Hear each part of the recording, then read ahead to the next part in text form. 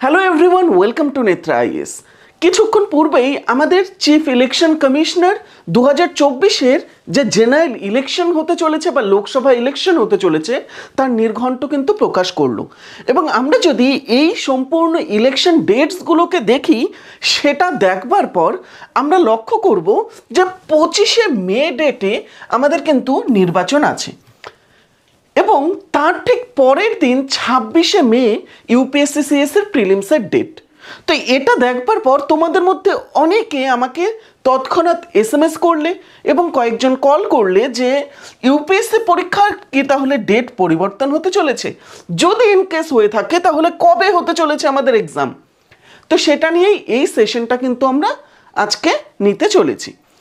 তো অলরেডি আমি যেটা বললাম, আমাদের জেনারেল ইলেকশন 2024-এর যে ডেটস আছে সেটা আমাদের চিফ ইলেকশন কমিশনার বা ইলেকশন কমিশনের তরফ থেকে নোটিফাই করা হলো।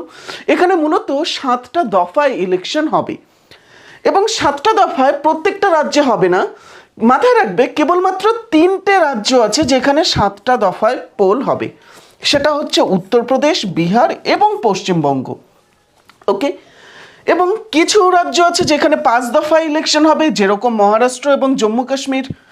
এর সাথে 4টে ডেটে হয়ে থাকবে ওড়িশা, মধ্যপ্রদেশ, ঝাড়খণ্ড, এবং 3টে ডেটে হয়ে থাকবে আমাদের ছত্তিশগড় এবং আসামে। এবং তার পাশাপাশি আমাদের 2টো ডেটে হয়ে থাকবে কর্ণাটক, রাজস্থান, ত্রিপুরা, মণিপুর। এবং এরা বাদে বাকি যতগুলো রাজ্য বা ইউনিয়ন টেরিটরিজ উইথ লেজিসলেচার আছে সবগুলোর কিন্তু আমাদের যে ইলেকশন আছে বা উইদাউট লেজিসলেচার হলে পরেও সেটা কিন্তু আমাদের হতে পারবে বা হয়ে থাকবে একটা মাত্র ডেটে। তো সেই ক্ষেত্রে এই যে 7টা দফায় আমাদের মূলত সম্পূর্ণ ইলেকশনটা কন্ডাক্ট হবে, সেই ডেটটা কি? এপ্রিলের 19 তারিখ থেকে আমাদের সম্পূর্ণ ইলেকশন স্টার্ট হবে। তো এপ্রিলের 19 তারিখ প্রথম দফা, 26 তারিখ দ্বিতীয় দফা, মে মাসের 7 তারিখ তৃতীয়, মে মাসের 13 তারিখ চতুর্থ, মে মাসের 20 তারিখ পঞ্চম, মে মাসের 25 তারিখ ষষ্ঠ এবং জুন মাসের 1 তারিখ হলো সপ্তম বা শেষ দফা। তো এই যে মে মাসের 25, এটা কিন্তু আমাদের জন্য যথেষ্ট একটা ইম্পর্টেন্ট ডেট। এবং তারপর জুন মাসের 4 তারিখে কাউন্টিং হবে এবং সেদিন আমাদের রেজাল্ট কিন্তু আসবে। তো এবার এই যে আমাদের ডেটগুলো আছে তার মধ্যে 25শে মে যেহেতু আমাদের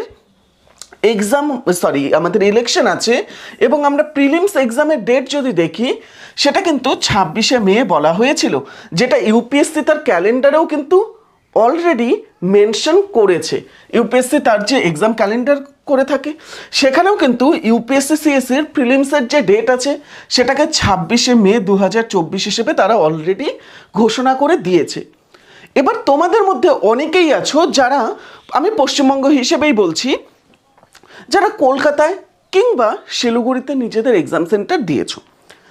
এবার তোমরা যখন কলকাতায় নিজেদের এক্সাম সেন্টার দিয়েছো এবং আমি ধরে নিচ্ছি তোমার বাড়ি বহরমপুরে, তো এবার তোমাকে সেখান থেকে কলকাতায় পৌঁছতে হবে নেক্সট ডে, একদম সকালে আমাদের এক্সাম হয়ে থাকবে। তো সেই ক্ষেত্রে তুমি কি করে যাবে যদি তুমি নর্মাল স্টুডেন্ট হয়ে থাকো বা তুমি যদি নিজের অঞ্চলেই বাস করো? এবার তোমাদের মধ্যে অনেকে আবার আমাকে এটা বলছে যে তোমরা বিভিন্ন কর্মসূত্রে যুক্ত আছো এবং সরকারি কর্মসূত্রেও যুক্ত। তো সেই ক্ষেত্রে তোমাদের তো ইলেকশন ডিউটি থাকবে, ইলেকশন ডিউটি শেষ করে সমস্ত কিছু কমপ্লিট করতে রাত 2-3টে বেজে যাবে। তারপর তোমরা নিজেদের এক্সাম সেন্টারে কি আদৌ পৌঁছতে পারবে? তো এর যদি আমরা সিম্পল উত্তর দিতে চাই সেটা হবে হয়তো না। তো এবার যখন তোমরা নিজেদের এক্সাম সেন্টারে পৌঁছতে পারবে না, তাহলে সেখানে কি ইউপিএসসি এক্সাম নেবে? হয়তো না। সেই ক্ষেত্রে ইউপিএসসি অবশ্যই এই যে এক্সাম ডেট আছে সেটাকে কিছুটা এগোবার বা পিছোবার চেষ্টা করবে। এবার যদি ইউপিএসসি এটাকে কিছুটা এগোতে চায় সেই ক্ষেত্রে অবশ্যই এগোতে পারে, যদি পিছোতে চায় তাহলে পিছোতে পারে, যদি সেম ডেটে নিতে চায় নিতে পারে, বাট সেটাতে সমস্যা আছে। ইউপিএসসি এটা নিয়ে এখনও কিছু ক্লারিফাই করেনি। অ্যাটলিস্ট আমি যেই সময়ে সেশনটা কন্ডাক্ট করছি এই সময় পর্যন্ত ইউপিএসসি কিচ্ছু বলেনি।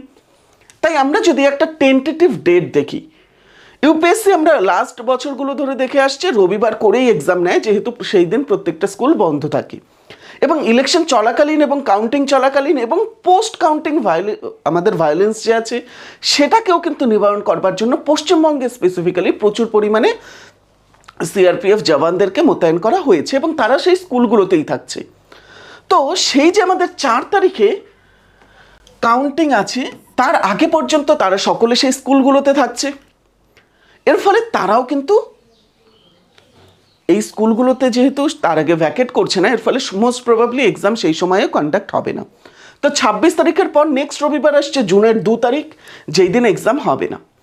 তাহলে জুনের পরে আমাদের তাহলে নেক্সট রবিবার কত আসছে? 9th of June.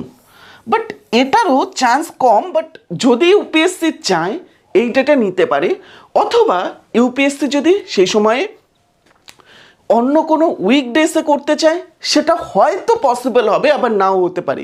কারণ আমরা স্টেট হিসেবে বিভিন্ন কিন্তু হলিডেজ পাই, সেন্ট্রাল হলিডেজ যে আছে সেটা কিন্তু এই সময়টাতে খুব বেশি নেই। এবং হলিডেজগুলোতে এক্সট্রা রিচুয়ালস থেকে থাকে এবং অন্যান্য প্রোগ্রাম থেকে থাকে। এর ফলে ইউপিএসসির জন্য খুবই অসুবিধে হবে এক্সাম ডেটকে এভাবে হঠাৎ করে শিফট করা। বাট ইউপিএসসি নিশ্চিতভাবে তাদের এই বিষয়টা নিয়ে ক্ল্যারিফাই করবে, এবং যখন ইউপিএসসি ক্ল্যারিফাই করবে সেই হিসেবে আমরা কিন্তু তোমাদের এটা অ্যাসিওর থাকো যে জানিয়ে দেব। কিন্তু ইউপিএসসি কতদিনে নোটিফাই করবে বা জানাবে সেটার আশায় বা এক্সাম এগোবে বা পেছোবে সেটা ভেবে আমরা মোটেও কিন্তু সময় নষ্ট করব না। আমরা আমাদের প্রস্তুতি জোর কদমে চালিয়ে যাব এবং সেই হিসেবে আমরা 2024কেই কিন্তু পাখির চোখ করে এগোবো। এবং তোমাদের মধ্যে যারা 2025কে পাখির চোখ করেছো তাদের জন্য কিন্তু অলরেডি আমরা আমাদের কোর্স নিয়ে এসেছি, যেটা একটা ইয়ার লং কোর্স। এটাতে যদি যুক্ত হতে চাও অবশ্যই নিচে দেওয়া নম্বরে কন্ট্যাক্ট করতে পারো। ক্লাস কিন্তু জাস্ট স্টার্ট হয়েছে, তোমরা এখনও অ্যাডমিশন হতে পারো, কোনো অসুবিধা হবে না। এবং যারা 2024-এই এক্সামে দেবে এবং মনে করছো সিস্যাটে তোমাদের সমস্যা হচ্ছে, আমাদের কিন্তু সিস্যাটেরও কোর্স জাস্ট লঞ্চ হয়েছে, যেটার কোর্স ফি মাত্র 999। তোমরা সেটাতে যুক্ত হতে পারো।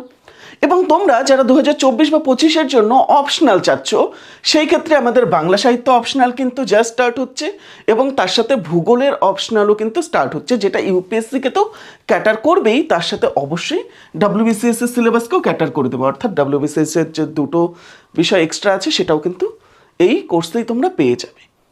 এই যে সম্পূর্ণটা আছে এটা তোমরা নেত্রা আইএএস অ্যাপ থেকে পাবে, যেটা তুমি প্লে স্টোর থেকে ডাউনলোড করে নিতে পারো অথবা নিচের নম্বরে কল করতে পারো। আশা করছি এই বিষয়টা নিয়ে তোমাদের মনে আর কোনো ডাউট নেই। যদি থেকে থাকে কমেন্ট সেকশন তোমাদের জন্যই।